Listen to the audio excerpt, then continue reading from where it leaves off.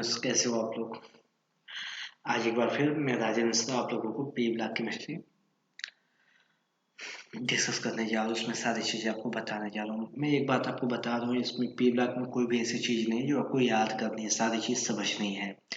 अगर आप लोग इससे अब तक डरते रहो, क्योंकि मोस्ट ऑफ स्टूडेंट अब तक डरते हैं, क्योंकि पी ब्लॉक की ढेर सारी चीज़ें हमें रटवाई जाती हैं। आओ हम इस सिनारियो को चेंज करते हैं और कुछ नया करते हैं। ठीक है, मैं स्टार्ट करता हूँ। मैंने पी ब्लॉक केमिस्ट्री में ग्रुप 15 के बारे में ही मैंने यहाँ पर ये वीडियो बनाया। ग्रुप 15 के लिए ग्रुप 15 में एलिमेंट्स के होते हैं nitrogen, phosphorus, arsenic, antimony, bismuth and moscovium. आपको एटॉमिक नंबर के बारे में भी लेक्चर 1 में मैंने बताया। ठीक है, 7, 15, 33, 51, 83 एंड 115। आपको कुछ इंपॉर्टेंट बात बता दें। सबसे पहले आपको 2 का टेबल आता है, तो इनको पेयर कर लीजिए। ये क्या होते हैं? नॉन मेटल्स होते हैं। ये क्या होते हैं? बीच का मेटलॉइड्स। और ये मेटल्स होते हैं। और एक बात आप एनसीईआरटी में भी अभी देखे होंगे या बाकी जगह, तो कुछ मिस्टेक है एनसीईआरटी में भी। बिस्मथ को बताया गया है कि केवल इसमें बताया गया जो मास्कोवियम होता है रेडियो एक्टिव होता है, ऐसा आपके एनसीईआरटी में लिखा हुआ है, रेडियो एक्टिव। और इसके बारे में बताया गया कि मास्को जो बिस्मथ होता है हाईएस्ट एटॉमिक वेट का, एटॉमिक मास का एलिमेंट्स होता है जो स्टेबल होता है। यह गलत है। ये पूरा अगर आपकी बुक में आपके टीचर कहीं भी बताया जाता है कि बिस्मथ हाईली स्टेबल होता है, भाई ये गलत था। ये तो 2003 के पहले तक ऐसी कॉन्सेप्ट अगर बताए थे तो सही था। इसमें 2003 के बाद से ऐसा बताया गया कि इसमें भी रेडियो एक्टिविटी होती है, रेडियो एक्टिविटी होती है, लेकिन उसकी जो इमिशन पावर होती है बहुत लेस होती है, बहुत वीक होती है, वीक होती है। ठीक है, ध्यान देना। Nitrogen, phosphorus, arsenic, antimony, bismuth और मास्कोवियम में शुरू के दो रो का पेयर बनाओ, नॉन मेटल्स, मेटलॉइड्स और मेटल्स, जिसमें मास्कोवियम रेडियो एक्टिव होता है और बिस्मथ रेडियो एक्टिविटी शो करता है, बहुत लेस रेडियो एक्टिविटी होता है। और बट आपकी बुक में नहीं लिखा है, तो आपको एग्जाम में ऐसा नहीं लिखना है कि वो रेडियो एक्टिव होता है, ऐसा गलती मत करना, क्योंकि एग्जामिनर जो पढ़ा है वो तो जो बुक में है वही तो पढ़ेगा बताएगा। ठीक है, अब हम इसके बारे में आप लोग जितना जान गए, तो चलिए हम कुछ नया मीन्स टॉपिक आके प्रोसीड करते हैं। ये क्या होते हैं, कैसे होते हैं। तो हम सबसे पहले इन्हीं को ही समझते हैं। Nitrogen, phosphorus, arsenic, antimony, bismuth. Moscovium को लैब में बनाया गया, तो अभी इसके बारे में सिंथेटिक रेडियोएक्टिव एलिमेंट्स होते हैं, इसके बारे में ज़्यादा हमें नहीं मालूम है, तो हम उनको यहाँ पर डिस्कस नहीं करते हैं। नाइट्रोजन, ठीक है, नाइट्रोजन कहाँ पाए जाते हैं? ये 78% बाई वॉल्यूम हमारे एटमॉस्फेयर में एग्जिस्ट करते हैं। नोट करना, बाई वॉल्यूम होते हैं, मास का परसेंट नहीं होता, बाई वॉल्यूम 78% होते हैं। और सबसे सबसे उसके बाद कौन सा होता है? ये कहाँ पाए जाते हैं? ANaNO3 के रूप में।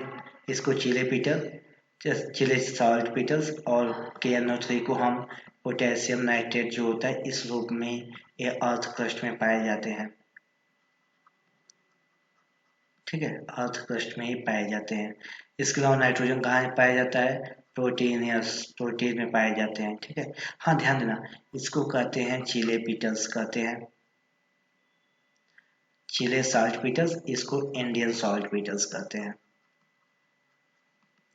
इंडियन सॉल्ट पीटल्स कहने का बहुत इंटरेस्टिंग कहानी है।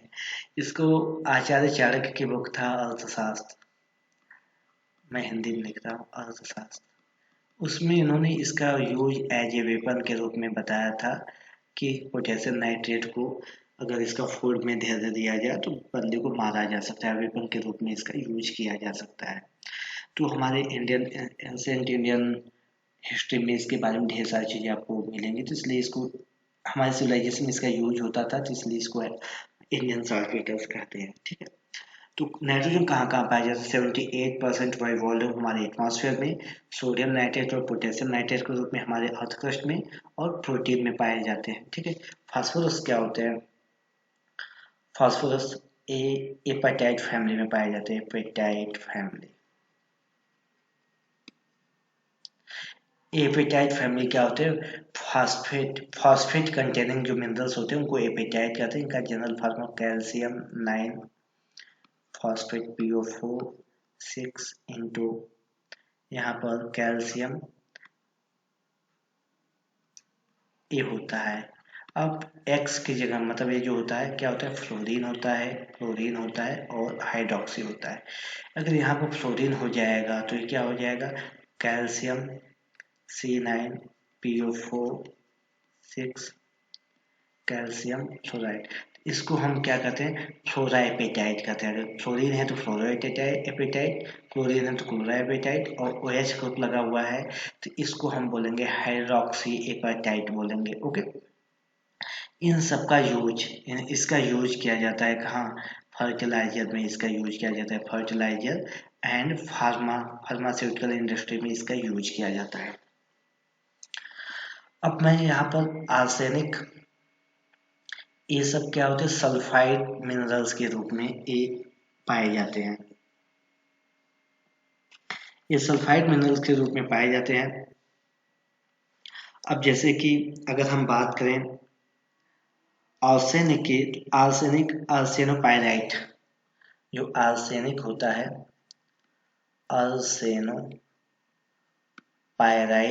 मिनरल होता है, इसका फॉर्मूला होता है Fe आयरन के साथ आर्सेनिक और सल्फर।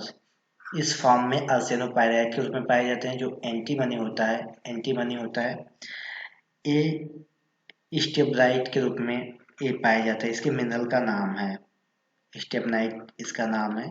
इसका फॉर्मूला बहुत इजी होता है Sb2S3। ऐसा क्यों होता है हम आपको बताएंगे।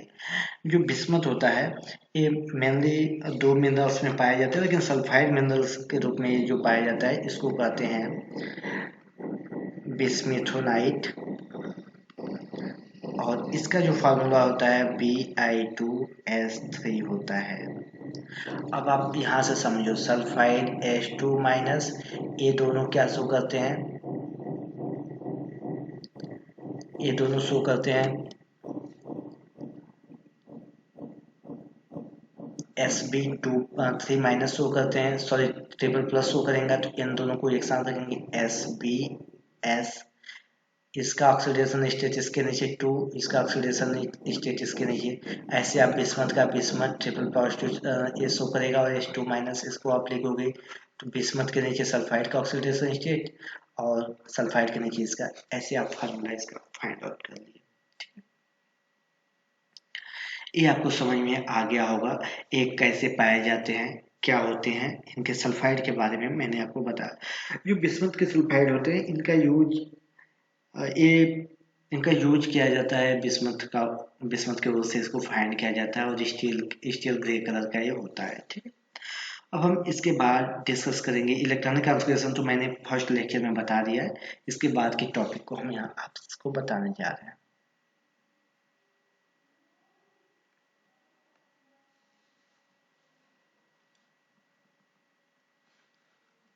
फिर भी हम यहाँ आपको बता रहे हैं इलेक्ट्रॉनिक कॉन्फ़िगरेशन।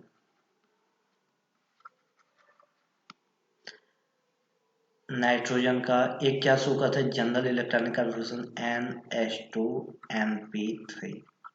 एक चीज इंटरेस्टिंग ग्रुप के लिए, अगर ग्रुप 15 है, ग्रुप 16 है, ग्रुप 17 है, ग्रुप 18 है, तो 1 को हटा दो, जितना रहेगा ये बचा यही आउटर मोस्ट इलेक्ट्रॉन्स होंगे। ग्रुप 16 में आउटर मोस्ट में 6, ग्रुप 17 में आउटर मोस्ट में 7, ग्रुप 18 में आउटर मोस्ट में 8 इलेक्ट्रॉन्स होंगे। ये आप ध्यान रखना। ठीक है। ये इनका जनरल इलेक्ट्रॉनिक कॉन्फ़िगरेशन हो गया। नाइट्रोजन का हम करें तो 1s2 2s2 2p3 शो करता है। S में 2 इलेक्ट्रॉन्स और orbitals, total number of orbitals यहाँ पर क्या होंगे, इस प्रकार से होगा 4 ऑर्बिटल्स हैं। तो बॉन्डिंग के लिए क्या जरूरी है, बॉन्डिंग के लिए क्या जरूरी है, शादी के लिए जरूरी है कि लड़का तो होना चाहिए, साथ साथ उसकी एज तो मिनिमम एज होनी चाहिए शादी के लिए जो जरूरी है। मीन्स बॉन्डिंग के लिए इलेक्ट्रॉन्स होना चाहिए, उसके पास घर होना चाहिए, क्या, ऑर्बिटल्स होने चाहिए। ठीक है, यहाँ से कई आपके प्रॉब्लम्स हुए। पहला प्रॉब्लम, NF3 एग्जिस्ट करता है but NF5 not possible, Y. तो आप बताओगे क्योंकि NF5 होने के लिए इसके पास 5 ऑर्बिटल्स तो होने चाहिए, 5 ऑर्बिटल्स नहीं है, तो इसका आंसर आप बताओ, अनअवेलेबिलिटी ऑफ डी ऑर्बिटल्स, ऐसे बताएंगे। NF5 क्यों एग्जिस्ट नहीं करता, क्योंकि डी ऑर्बिटल्स नाइट्रोजन में नहीं होते हैं। ठीक है, और ये कितने ऑक्सीडेशन स्टेट शो करते हैं, एक नाइट्रोजन से लेके बाकी जितने, नाइट्रोजन शो करता है +3, -3, -3 सभी शो करते हैं। ऑक्सीजन के प्रेजेंस में +1, +2, +4 तक शो करता है, सम केसेस में +5 भी से शो करता है। ये नाइट्रोजन हो गया। फास्फोरस, जो फास्फोरस होते हैं, फास्फोरस क्या शो करते हैं, फास्फोरस शो करते हैं -3, +3, +4, सम केस में +4, सम केस में +5 भी, +4 सम केस में करते हैं। ये तीनों कॉमन है, ये तीनों ज़्यादा शो करते हैं। आर्सेनिक, एंटीमनी, ये सभी क्या करते हैं, -3, +3, +5, ये सभी शो करते हैं, ये लगभग सब में होता है। ठीक है, लेकिन ऊपर से नीचे तक जाने पर मीन्स नाइट्रोजन 2 बिस्मथ, जैसे हम टॉप टू बॉटम जाएंगे क्या होगा, +5 ऑक्सीडेशन स्टेट डिक्रीज होगा, +3 ऑक्सीडेशन स्टेट की स्टेबिलिटी इंक्रीज करेगी। ऐसा क्यों होगा, due to inert pair effect. क्या होगा, due to inert pair effect. अब इनर्ट पेयर इफेक्ट क्या होता है, जिनको नहीं मालूम है वो समझे। इनर्ट पेयर इफेक्ट,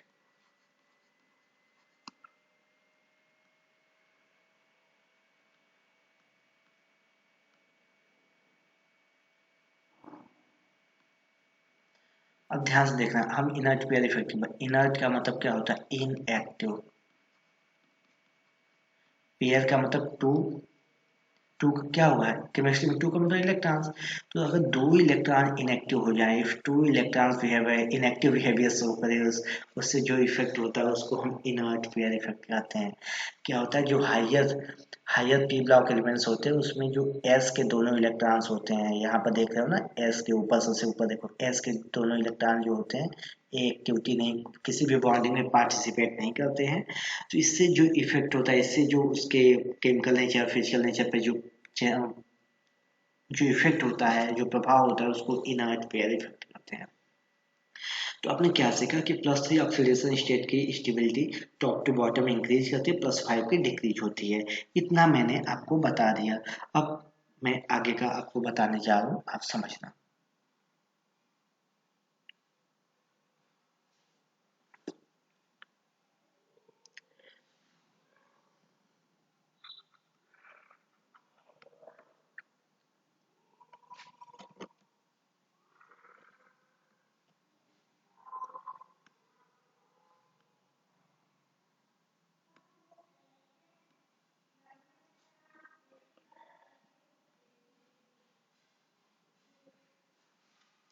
ठीक है, मैं इसके बाद का आपको समझाने जा रहा हूँ। देखो, अगर रेडियाई की बात हो, आपको मालूम है टॉप टू बॉटम जाने पे इंक्रीज करता है, ग्रेजुअली इंक्रीज करेगा नीचे की, क्योंकि डी एंड एफ ऑर्बिटल में जैसे इलेक्ट्रॉन की फीलिंग होगी तो उतना ज़्यादा साइज में इंक्रीज नहीं होगा। ये हम आपको नहीं बता रहे यार, बहुत लुच्चा सा है, आपको समझ आ रहा होगा। आयोनाइजेशन एंथैल्पी,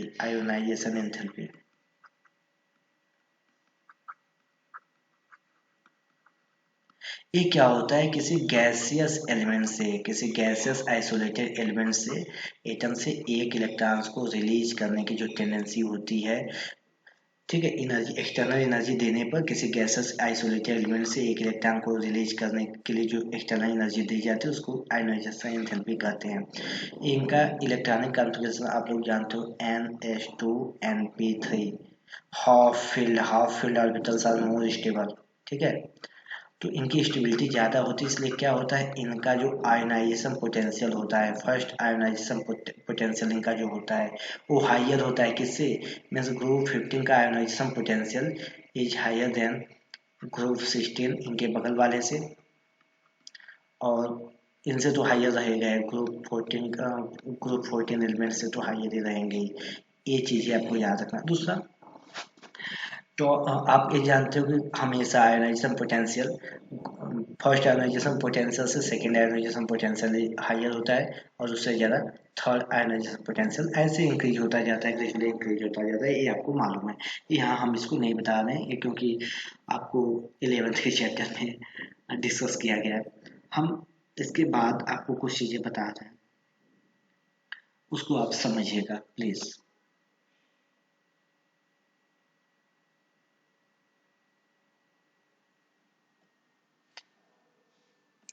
मैं यहाँ आपको जो बता रहा हूँ आप समझना।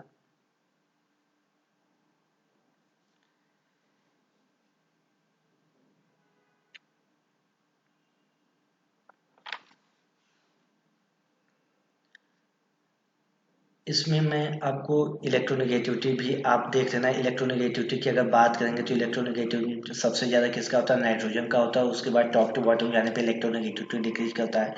हम फिजिकल स्टेट की बात यहाँ कर रहे हैं, ध्यान से फिजिकल स्टेट की बात कर रहे हैं। Except nitrogen, N for naughty boy, ठीक है। ये जो नॉटी बॉय होता है, इसकी इसको छोड़ के बाकी जितने होते हैं, सॉरी मेरा,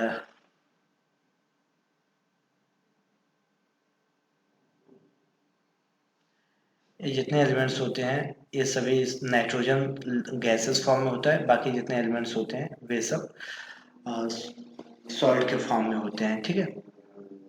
इतना आप लोगों को समझ में आ रहा होगा। कोई नहीं, चलिए हम आपको आगे कुछ नया बताते हैं।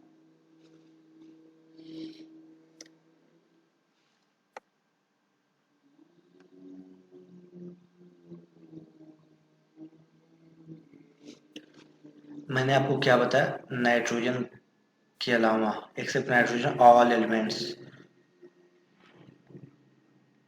Has a solid physical state, सबके पास होता है, सभी सॉलिड होते हैं, एक गैस के फॉर्म में होते हैं, ठीक है, एक गैस के फॉर्म में होते हैं, इतना आपको मालूम है।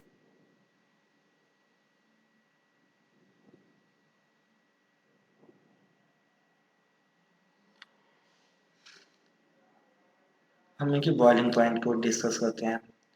Top to bottom, top to bottom boiling point इनका क्या होता है, इंक्रीज होता है।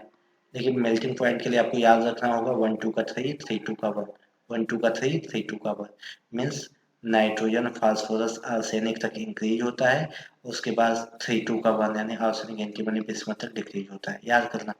मेल्टिंग पॉइंट के लिए क्या होता है, 1 2 का 1 2 3, ठीक है, 1 2 का 3 3 2 का 1, 1 2 का 3 3 2 का 1, ऐसे आपको मेल्टिंग पॉइंट इसका याद करना होगा, ठीक है। ये मैंने आपको बता दिया है, ठीक है।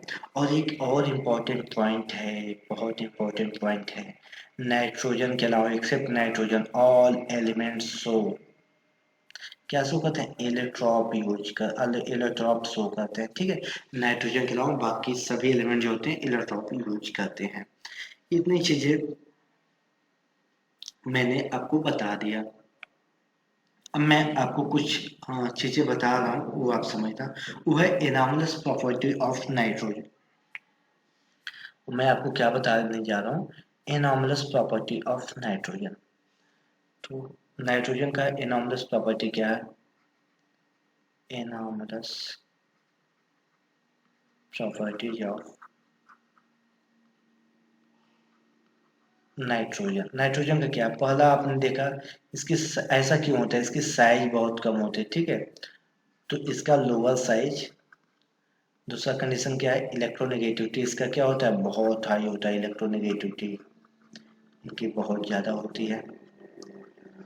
और इनका क्या होता है, एक गैसेस स्टेट में होते हैं।